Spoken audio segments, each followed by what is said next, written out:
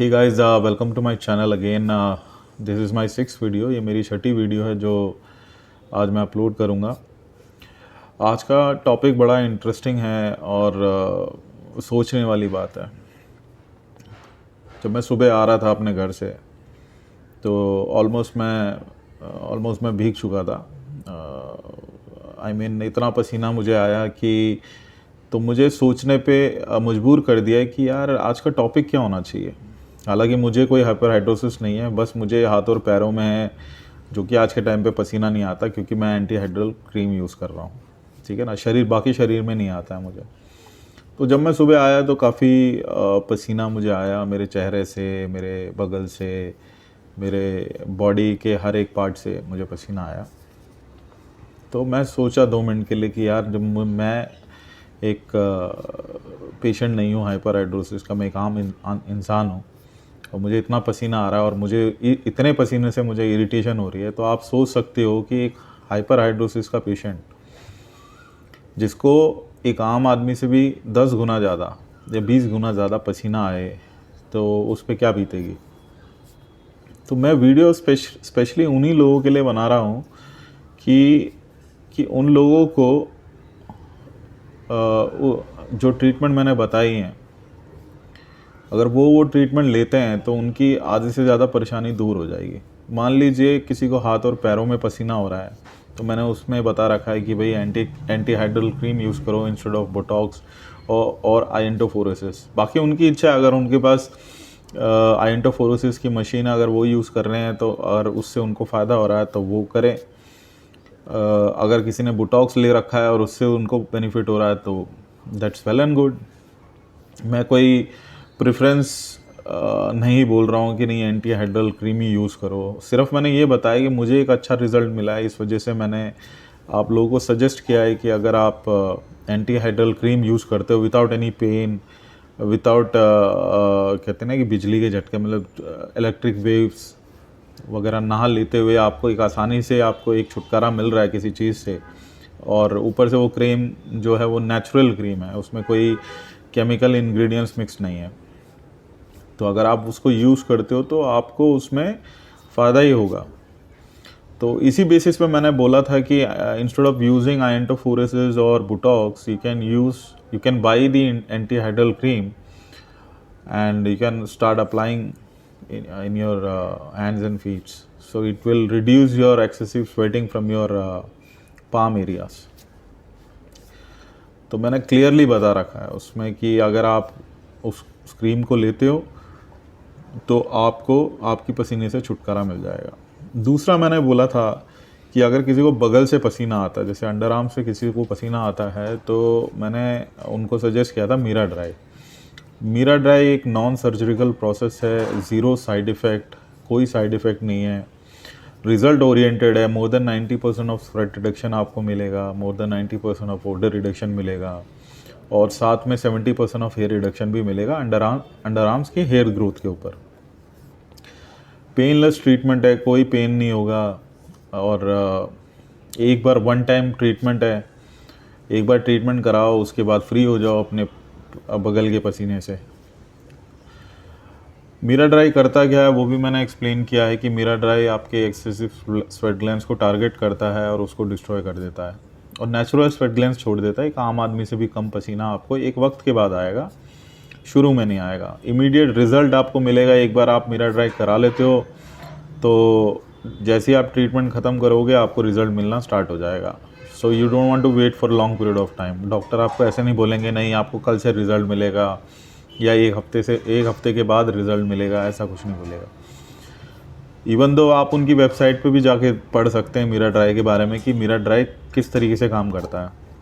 बहुत सारी वीडियोस जो है यूट्यूब में भी पड़ी हैं, आप उनके द्वारा भी मीरा ड्राई को समझ सकते हो, और उसके अलावा भी उनके सर्विस प्रोवाइडर भी अवेलेबल हैं मार्केट के अंदर, उनको फ़ोन करके भी आप उसकी डिटेल अच्छे से ले सकते हो। उसमें कोई चार्जेस वो नहीं लेंगे आपसे, आप अपनी परेशानी उनको बता सकते हो।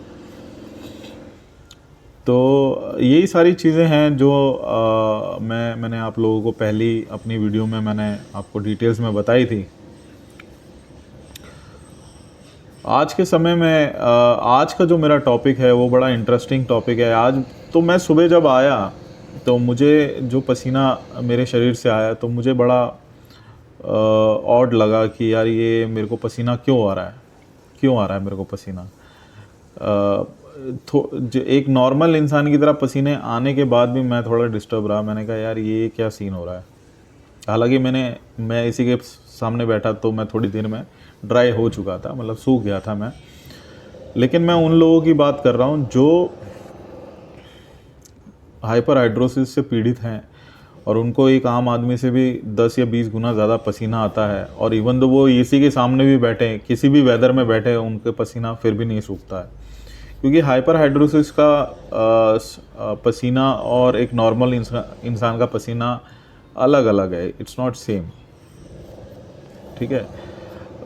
बिकॉज एक आम आदमी का पसीना तो सूख जाता है, लेकिन एक हाइपर हाइड्रोसिस का पसीना जो है वो नहीं सूखता है। तो ये चीज़ समझना बहुत ज़रूरी है। उल्टा उनके कपड़ों पे स्टेन्स पड़ जाते हैं, कपड़ों पे स्टेन्स आ जाते हैं, दाग धब्बे आ जाते हैं, और यही सब कारण होते हैं इसके। और मैं अपने वीडियो के माध्यम से यही बोलना चाहता हूँ, अगर वाकई में कोई भी परेशान है इन सब चीज़ों से, अब आप लोगों को मैं बोलूँगा आप कंसल्ट करें, ठीक है ना। देखिए, डर्माटोलॉजिस्ट और स्किन स्पेशलिस्ट के पास इसका कोई हल नहीं है। देखिए, हाइपर हाइड्रोसिस एक डिसऑर्डर की प्रॉब्लम है, ये कोई बीमारी नहीं है। डर्मेट के पास जाएंगे तो आपको वो स्किन के रिलेटेड जो भी इशू होगा उसके बारे में आपको बताएंगे। स्किन स्पेशलिस्ट भी वही करेगा। अगर आपको कोई स्किन के रिलेटेड प्रॉब्लम है या स्किन कैंसर है या फलाना ढिमकाना जो भी है, वो उसके ऊपर वो आपको अपना राय बताएंगे। और हाइपर हाइड्रोसिस, एंजाइटी और ये डिप्रेशन वगैरह जो है उसके जो स्पेशलिस्ट होते हैं, जो डिसऑर्डर के जो स्पेशलिस्ट होते हैं और या डॉक्टर्स होते हैं, वही लोग आपको सही गाइडेंस दे सकते हैं। फटाफट से हम लोग क्या करते हैं, सीधे जाते हैं गूगल पे, एक रिसर्च करने लग जाते हैं, भाई डर्माटोलॉजिस्ट कौन है या स्किन स्पेशलिस्ट कौन है। फ़ोन करते हैं, उनसे पूछते हैं कि सर मुझे ये प्रॉब्लम, वो कहते हैं आ जाओ भाई अपना चेकअप करवाओ। चेकअप करवाने के अलग पैसे देने पड़ते हैं। बहुत सारी चीज़ें होती हैं। मैं उनके ख़िलाफ़ नहीं हूँ, ना मैं उनके अगेंस्ट बोल रहा हूँ, लेकिन चीज़ें ऐसी होती हैं। हम लोग हड़बड़ी में क्या करते हैं, हम सीधा जाते हैं डर्माटोलॉजिस्ट से मिलते हैं, स्किन स्पेशलिस्ट से मिलते हैं, और वो कुछ भी लिख देते हैं, फिर हम पैसा देते हैं, फिर दवाई के पैसे अलग देते हैं, कुछ दिन खाते हैं, कुछ असर नहीं होता, फिर छोड़ देते हैं, फिर डिसअपॉइंट हो जाते हैं, फिर डिप्रेशन में आ जाते हैं, हम लोगों को ना हमेशा एक बात याद रखनी है, we should be very smart. हम लोग को स्मार्ट होना बहुत ज़रूरी है। अगर हम लोग स्मार्ट नहीं होंगे, हम लोग थोड़े से दिमाग से काम नहीं करेंगे, तो हम लोग जो भी हम कमाते हैं सब गवा देंगे उसी हिसाब से। तो यही सारी चीज़ें हैं, मैंने ऑलरेडी अपनी पहली वीडियोस में बता रखी हैं। आप जाएं उस वीडियो को देखें, ध्यान से समझने की कोशिश करें कि जो हाइपर हाइड्रोसिस है कोई आम बात नहीं है। लगता है कि भाई ये कोई जानलेवा डिसऑर्डर नहीं है कि भाई किसी की जान चली जाए, लेकिन जान लेने जैसा ही है। मतलब एक तरह से उसी की बराबरी में हम उसको कहेंगे। अगर आपको एक चीज़ इतनी परेशान कर रही है कि भाई आपको एंजाइटी हो रही है, डिप्रेशन हो रहा है, तो इट मीन्स यूर डेड। तो ये चीज़ समझना बहुत ज़रूरी है आप लोगों को। तो आप जाएं, वीडियो देखें, और ये वीडियो भी देखें। इस वीडियो के माध्यम से मैंने ये बताया है कि एक हाइपर हाइड्रोसिस के पेशेंट को अपनी डेली लाइफ में क्या क्या फेस करना पड़ता है, क्या क्या हो सकता है, ठीक है। आप इस वीडियो को भी देखें पूरा, जिससे कि आपको पूरी इसकी इन्फॉर्मेशन मिलेगी। और अगर किसी को ट्रीटमेंट करवाना है और उसके बारे में डिटेल चाहिए, तो आप मेरे कमेंट सेक्शन में पूछ सकते हैं मुझसे कि सर मुझे ऐसी कोई ट्रीटमेंट बताएं, किसी भी रिलेटेड, मतलब आपके हाइपर हाइड्रोसिस से रिलेटेड आप मुझसे पूछ सकते हैं, और उसमें मैं पूरी डिटेल्स आप लोगों को दूंगा। और मैं कोई चार्जेस वार्जेस नहीं ले रहा हूँ ना, ये फ्री का ज्ञान है जो मैं आप लोगों को दे रहा हूँ। अगर आप लोग समझ सकते हैं और आप लोगों को वाकई में करवाना है ट्रीटमेंट, तो कमेंट करें मुझे, और कमेंट के द्वारा जो है मैं आप लोगों को रिप्लाई करूँगा। और यही बोलूँगा, स्वस्थ रहें और अच्छे से रहें। सो गाइज़, अब मेरी ये जो आगे की जो प्रेजेंटेशन है, आगे की जो वीडियो है, वो आप देखें, और देखने के बाद आपका जो भी राय रहेगा आप कमेंट के द्वारा मुझे बताएं कि मैंने वीडियो सही बनाई है या गलत बनाई है। आप लोग प्लीज़ मुझे कमेंट करें उसके रिलेटेड। बस यही है कि आप लोग इस वीडियो को यहाँ से कंटिन्यू करें। Thank you. Impact of hyperhidrosis on quality of life. Hyperhidrosis, characterized by excessive sweating, goes beyond a mere physical condition. It profoundly affects the emotional, psychological, and social aspects of an individual's life. Understanding its impact on quality of life is essential for comprehensive patient care. This detailed exploration delves into the multifaceted effects of hyperhidrosis on daily living, mental health, social interactions, occupational functioning, and overall well-being. Psychological and emotional impact. Anxiety and stress. Constant worry. Individuals with hyperhidrosis often experience heightened anxiety due to the unpredictability of sweating episodes. Social anxiety. Fear of visible sweating can lead to avoidance of social situations, exacerbating feelings of isolation and stress. Depression. Low self-esteem. Persistent excessive sweating can lead to embarrassment and shame, contributing to a negative self-image. Depressive symptoms. The chronic nature of hyperhidrosis and its social consequences can trigger or worsen depression in affected individuals. Emotional distress, frustration and helplessness. Continuous management of symptoms and the lack of a permanent cure can lead to feelings of frustration and helplessness. Impact on daily activities.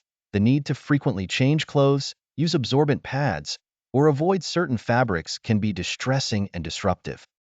Social and interpersonal effects. Interpersonal relationships. Strain on relationships. Excessive sweating can affect intimate and familial relationships, leading to misunderstandings and tension. Avoidance behavior. Individuals might avoid physical closeness or handshakes, impacting both personal and professional relationships. Social isolation. Avoidance of social gatherings. Fear of excessive sweating in social settings can lead to withdrawal and social isolation. Limited participation in activities. Activities such as sports, dancing, or other social engagements may be avoided, reducing social interaction and enjoyment. Public perception and stigma. Negative judgments. Visible sweating can lead to misperceptions and stigmatization, with others viewing it as a sign of nervousness, poor hygiene, or lack of self-control. Embarrassment in public settings. The need to manage symptoms publicly can lead to significant embarrassment and a reluctance to engage in public life. Occupational and academic impact. Workplace challenges. Reduced productivity. Frequent breaks to manage sweating and the mental distraction of worrying about symptoms can reduce workplace productivity. Job performance.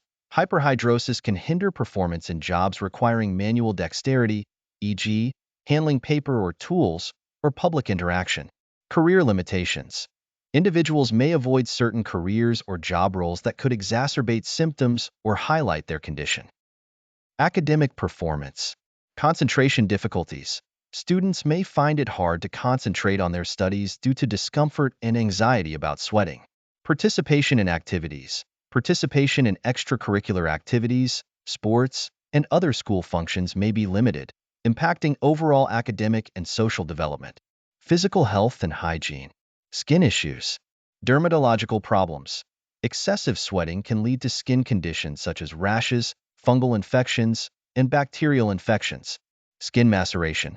Prolonged exposure to moisture can cause skin maceration, increasing the risk of skin breakdown and infection. Hygiene concerns. Frequent washing and changing. The need for constant hygiene measures can be time-consuming and inconvenient. Impact on daily routines. Excessive sweating necessitates frequent changing of clothes and special attention to personal hygiene, disrupting daily routines. Financial and economic impact. Direct costs. Medical expenses. Costs for consultations, treatments, and medications can accumulate, especially if multiple therapies are tried. Special products. expenses for specialized antiperspirants, absorbent pads, and moisture-wicking clothing. Indirect costs, lost wages, time taken off work for medical appointments or due to severe symptoms can lead to loss of income. Reduced career advancement, career limitations, and reduced job performance can impact long-term earnings and professional growth. Coping strategies and support. Psychological support. Counseling and therapy. Psychological support can help manage anxiety, depression, and social phobia associated with hyperhidrosis. Support groups. Connecting with others who have hyperhidrosis can provide emotional support and practical coping strategies. Lifestyle adjustments. Clothing choices. Wearing breathable, moisture-wicking fabrics and avoiding tight clothing can help manage symptoms. Diet and hydration. Adjusting diet to avoid known triggers, e.g., spicy foods, caffeine, and maintaining good hydration can help reduce sweating episodes. Medical interventions. Regular treatment reviews. Continuous assessment of treatment effectiveness and exploring new options can help manage the condition better. Multidisciplinary approach. Involvement of dermatologists, psychologists, and occupational therapists can provide comprehensive care. If you like my video, please like, subscribe, comment. Thank you.